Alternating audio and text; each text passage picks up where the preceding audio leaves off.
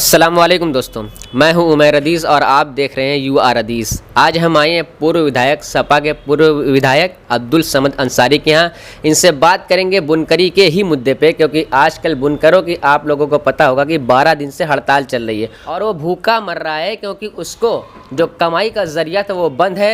इसलिए हम इनसे बात करने आए हैं, क्योंकि आपको पता होगा कि जो सत्ता पे बैठे लोग हैं उन तक बात पहुंचाने के लिए विपक्ष का होना बहुत ही ज़्यादा ज़रूरी है, और विपक्ष ही एक ऐसा माध्यम है जिसके ज़रिए सत्ता तक बात पहुंचाई जा सकती है। तो आखिर 12 दिन हो गए हैं हड़ताल के लिए, और विपक्ष इतना कमज़ोर क्यों पड़ रहा है कि उनकी बात सत्ता तक नहीं पहुंच पा रही है।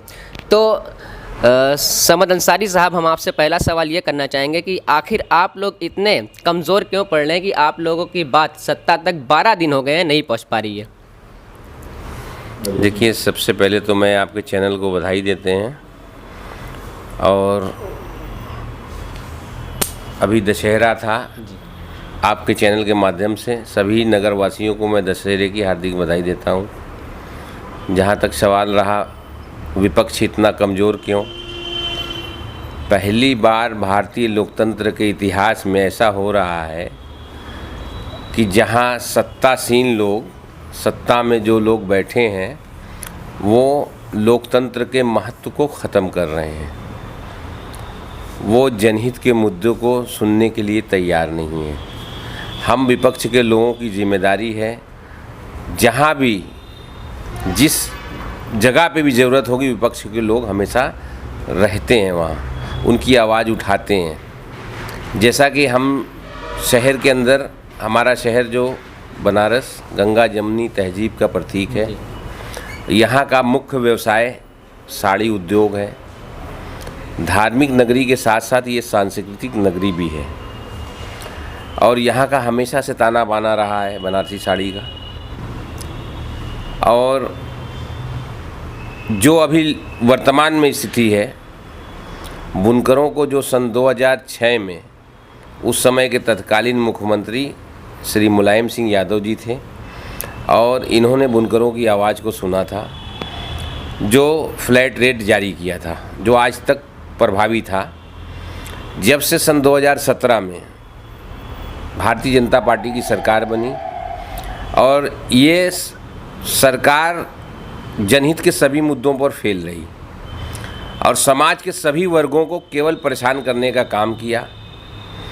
पहले तो 14 में जब केंद्र में भारतीय जनता पार्टी की सरकार आई तो इन्होंने नोटबंदी की, जीएसटी किया, और उत्तर प्रदेश में जब से ये सरकार आई, उत्तर प्रदेश का माहौल बिगाड़ने का काम किया। और जितने भी जनहित के कार्य हो रहे थे, बुनकरों से लेके, किसानों से लेके, नौजवानों से लेके, सभी कामों में ये सरकार ने जन विरोधी कार्य किए, सारी विकास की योजनाओं को रोकने का काम किया। समाज के सबसे बड़े वर्ग बुनकरों को किस तरीके से प्रताड़ित करना है, इन्होंने सन 2006 की जो मुलायम सिंह के द्वारा दी गई सब्सिडी थी उसको समाप्त करने का प्रयास किया। और जब ये समाप्त करने का प्रयास किया, जैसे ही ये बात बुनकरों में आम हुई तो बुनकरों में बहुत बेचैनी हुई, और इसके लेके लगातार संघर्ष की आवाज़ उठने लगी। आपने देखा होगा पिछले दिनों विधानसभा का सत्र चल रहा था।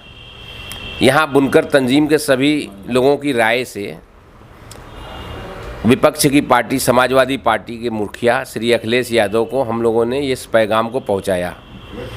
उन्होंने कहा कि आप सारे मुद्दे को अच्छे से कागज़ पे लिख के, विधानसभा में जो नेता विपक्ष हैं राम गोविंद चौधरी, इनको सारा मैटर हम लोगों ने समझाया, बताया, और इन्होंने इस पूरे मुद्दे को विधानसभा में बहुत अच्छे से उठाया, सरकार का ध्यान उस तरफ कराया, मगर सरकार ने वहाँ भी नहीं सुना।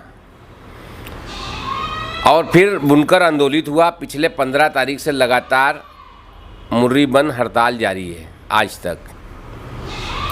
अब बुनकरों की जो डिमांड है उस पर सरकार ने संज्ञान लिया, और सरकार ने अपने अधिकारियों के माध्यम से बुनकरों से पिछले दिनों बैठक की। इनकी मांगों को मानने के लिए आश्वासन दिया, मगर महीना गुजर गया इस दौरान और इन्होंने उसमें से कुछ मांगे जो इन्होंने फ्लैट रेट जारी था उस फ्लैट रेट को सन 2000 से लेके सन 2020 जुलाई तक जमा करने का ये आदेश आ गया है। मगर अभी सभी जो हमारे सब स्टेशन है जहां हमारी बिजली जमा होती है, यहाँ इनको आदेश अभी नहीं आया है। इनका कहना है, हमारे बुनकर भाई बड़ी संख्या में जहाँ जमा भी हो रही है वहाँ जमा हो रही है, लेकिन एरियर जो है ज़ीरो नहीं हो रहा है। बिजली विभाग का ये कहना है कि जब हमारी सरकार से हमें सब्सिडी प्राप्त हो जाएगी तब हम आपके एरियर को ज़ीरो करेंगे, वरना ज़ीरो नहीं करेंगे। देखिए, ये पैसा जमा जब कर रहे हैं, जब इन्होंने शासना आदेश जारी कर दिया कि जुलाई सन 2020 तक हम पुराने रेट से पैसा लेंगे, एरियर का पैसा सरकार की अब स्वयं जिम्मेदारी बन गई, तो ये एरियर का बकाया दिखा रहे हैं। बकाये से हमारा हरेसमेंट क्यों कर रहे हैं? आपको सरकार से एरियर लेना है, आप सरकार से पत्राचार करिए। बिजली विभाग के लोग सरकार से पत्राचार करें कि हमारा ये सब्सिडी का पैसा है, आप दीजिए, सरकार को देना है, और सरकार कहीं भी हम देंगे पैसा। तो ऐसी परिस्थिति में बुनकरों का क्या दोष है? एक बात आपने कही कि सन 2006 में मुलायम सिंह ने बुनकर की परेशानी को देखते हुए उनको सब्सिडी प्रोवाइड कराई, लेकिन जो तब आपके जो विपक्ष थे और आज जो सत्ता में हैं, उनका ये कहना है कि मुलायम सिंह यादव की सरकार ने बुनकरों को बिजली तो प्रोवाइड कराई, लेकिन उसकी आड़ में बड़े लोगों को भी उसी हिसाब से बिजली प्रोवाइड कराई। यानी एक तरीके से चोरी आपकी ही गवर्नमेंट में स्टार्ट हुई, क्योंकि उनका कहना है कि मिल्स चलाई जा रही थी, बड़ी बड़ी आइसक्रीम फैक्ट्रीज चलाई जा रही थी। जब सर्वेयर सर्वे करने जाता है तो किस तरीके से बुनकरों के नाम पर जो मीटर प्रोवाइड कराया जाता है वो कैसे मिल्स वालों को प्रोवाइड करा दिया गया? देखिए, ये तो बिजली विभाग के अधिकारियों की गलती है, और अगर ऐसा कहीं पे हुआ है तो उनके खिलाफ कार्रवाई उनको करनी चाहिए। बुनकर तो 1, 2, 5 पावर लूम तक चलाते हैं, और पावर लूम चलाते हैं प्रत्येक आदमी के घर के सारे फैमिली के मेंबर मिलके उसमें सब तरीके का सहयोग करते हैं।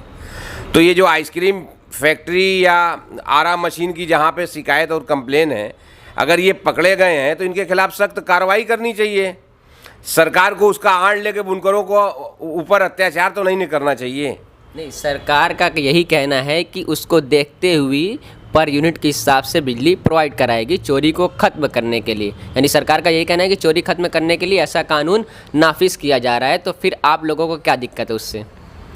देखिए, हम लोगों को दिक्कत है इसमें, मीटर आगे पीछे बहुत जाएगा। जैसा कि आप जानते हैं, इलेक्ट्रॉनिक मीटर है और बहुत बड़े पैमाने पर इसकी शिकायत भी है आम आदमी के लिए। और दूसरी बात की सबसे बड़ी बात यह है कि उत्तर प्रदेश के अंदर इतनी बड़ी जनसंख्या है और पूरे देश में सबसे ज़्यादा यहाँ बिजली का रेट है।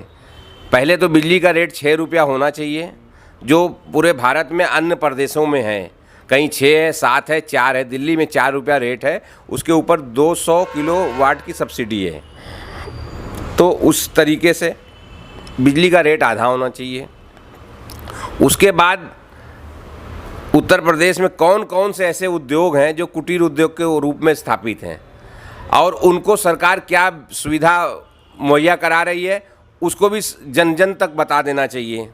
कि हमारे जैसे मुरादाबाद में पीतल का काम है, बनारस में साड़ी का काम है, अन्य जगहों पे भी बहुत तरीके के काम हैं। इनको सरकार सब्सिडी देती है तो इनको उस पैनल से बाहर किया जाए। पहले तो बिजली का रेट कम किया जाए, उसके बाद लघु उद्योग कुटीर उद्योग के रूप में कौन सा उद्योग स्थापित है उसको जो है सरकार क्या व्यवस्था मुहैया करा रही है वो बता दिया जाए, जिससे ये सब समस्या का बहुत अच्छे तरीके से समाधान हो सकता है। मगर सरकार और उसके जो साथी हैं काम करने वाले, ये सब संवेदन शून्य हैं। जनहित में इनको कोई काम करना नहीं है, केवल अफसर नेताओं को गलत रिपोर्ट देके भड़काते हैं। अब बुनकर जहाँ पावर लूम चलाते हैं वहाँ ये बात लेके आ रहे हैं कि यहाँ आरा मशीन और आइसक्रीम फैक्ट्री चल रही थी। आरा मशीन और फैक्ट्री चलने में और लूम चलने में बहुत अंतर है। तो ये केवल भरमाने के लिए ये सब बात लाया जाता है कि बुनकर या आम नागरिक उत्तर प्रदेश का परेशान कैसे हो सकता है। ये सब परेशान करने की रणनीति है। सरकार जो है घपले में मुनव्विस है। सरकार के जितने अफसर हैं सरकार को गलत फीडबैक देते हैं। इसलिए हम लोग मांग करते हैं कि सरकार पूरा अच्छे से सर्वे करा ले, बुनकरों को फ्लैट रेट पर बिजली दे पर लूम, पैसा कम था, पैसा कुछ बढ़ा लें, मगर ये फ्लैट रेट होने से ये आर्थिक रूप से परेशान नहीं होंगे, इनको ज़हनी तौर से परेशान नहीं होंगे हमारा मीटर कितना भाग रहा है। आज पूरे उत्तर प्रदेश में आम नागरिक के घर जो भी इलेक्ट्रॉनिक मीटर लगा है कितनी स्पीड से चल रहा है, इतनी तमाम कंप्लेन शिकायत के बावजूद कोई कार्रवाई नहीं हो रही है। तो इसका मतलब सरकार जो है इसी तरीके से अगर बुनकरों से भी यूनिट पर फिक्स कर देगी तो हमारे 100 यूनिट के काम है, 500 यूनिट की बिल आएगी, तब हम इसकी कंप्लेन करने कहाँ जाएंगे? नहीं, वो तो मान लीजिए कि इलेक्ट्रॉनिक गड़बड़ी होगी तो उसको तो ठीक किया जा सकता है, उसमें सरकार का क्या दोष है? उसमें तो मान लीजिए इंजीनियर वगैरह लगा के उसको ठीक किया जा सकता है। असली परेशानी है कि चोरी को रोकना। दूसरा सवाल मैं आपसे आपके माध्यम से बुनकरों को ये संदेश देना चाहूँगा कि आप ये संदेश दें बुनकरों को, क्योंकि बुनकर आज जो है उसको ये नहीं पता है कि हमारी परेशानी क्या है और उसको ये भी नहीं पता कि हमारी मांग क्या है। जो गरीब बुनकर है उसको कुछ नहीं पता है कि अगर ये कानून नाफिज कर दिया जाएगा तो उसको क्या परेशानी होगी, और उसको ये भी नहीं पता है कि असल में उसकी मांग क्या है। तो आपके ज़रिए से मैं ये चाहूँगा कि आप उनको बताएं कि उनकी परेशानी क्या है और उनकी मांग क्या है सरकार से। देखिए, बुनकरों की जो मांग है, हम आपके चैनल के माध्यम से ये कहना चाहेंगे कि हमारा फ्लैट रेट को बहाल कर दिया जाए, बुनकर केंद्र की स्थापना किया जाए, बुनकरों को उनका माल खरीदने की सरकार मुकम्मल व्यवस्था कर दे, जिससे सारा असमंजस दूर हो जाएगा। फ्लैट रेट भी आप ज़रा उसका विस्तार कर दीजिए, क्योंकि फ्लैट रेट भी बुनकरों को नहीं पता है। फ्लैट रेट का मतलब बुनकर यही समझता है कि 75 रुपये, मतलब फ्लैट रेट का मतलब क्या होता है आप उनको बता दीजिए। अगर मान लीजिए सरकार फ्लैट रेट रखती है लेकिन कुछ रुपया बढ़ा देती है उसमें, तब क्या होगा? आपकी मांग तब भी रहेगी, या फिर आप ये चाहते हैं कि पुराने रेट पर ही आपको बिजली प्रोवाइड कराई जाए? नहीं, महंगाई को देखते हुए सरकार कुछ रेट बढ़ा ले, 75 था 150 कर ले, बढ़ाना घटाना कुछ भी सरकार को जो मुनासिब लगे वो फ्लैट कर दे।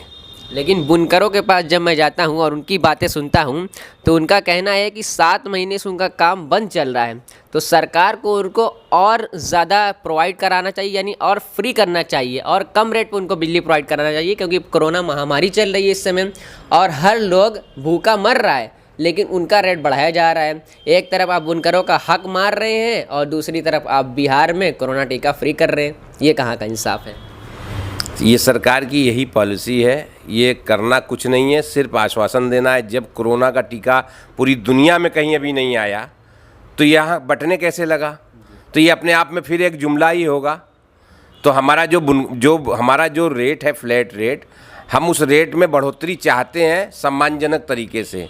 बढ़ोतरी का पैमाना होता है कि हम 75 रुपया थी 150 दूना होता है, तो यही काफ़ी है।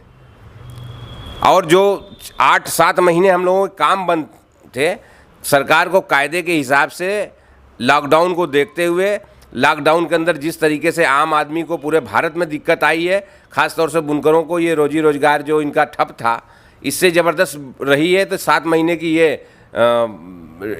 इस पैसे को भी माफ़ कर दें। तो आखिरी सवाल करके बात को ख़त्म करना चाहूँगा कि आपकी जो बात चल रही है गवर्नमेंट से वो किस हद तक पहुँची है, और आपको क्या लगता है कि गवर्नमेंट आप लोगों की बात और बुनकरों की बात कब तक एक्सेप्ट कर लेगी? देखिए, ये सरकार से बहुत उम्मीद तो हम लोग नहीं लगाए हैं, मगर इतना ज़रूर है कि अपनी मांग के प्रति हम लोग सजग हैं और अपनी मांग को, इस लड़ाई को हम लोग जारी रखेंगे जब तक हमारी मांगें नहीं मान रही है सरकार। हो सकता है आने वाले वक्त में फिर उत्तर प्रदेश में चुनाव होगा और हम लोग अपने नेता श्री अखिलेश यादव से मांग किए हैं और उन्होंने आश्वासन भी दिया है कि हम जिस दिन सत्ता में आएंगे बुनकरों को फ्लैट रेट बहाल कर देंगे। तो हम लोग की एक किरण तो उधर दिख रही है और एक इस सरकार से जद्दोजहद हम लोग का लगातार होता चला आ रहा है और जारी भी रहेगा।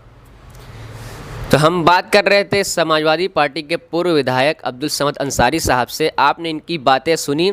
अगर आपको इस वीडियो को सरकार तक पहुंचाना है और बुनकरों तक पहुंचाना है तो इसको ज़्यादा से ज़्यादा शेयर करें और हमारे चैनल UR हदीस को सब्सक्राइब करना ना भूलें। मिलते हैं नेक्स्ट वीडियो में। अल्लाह हाफिज़।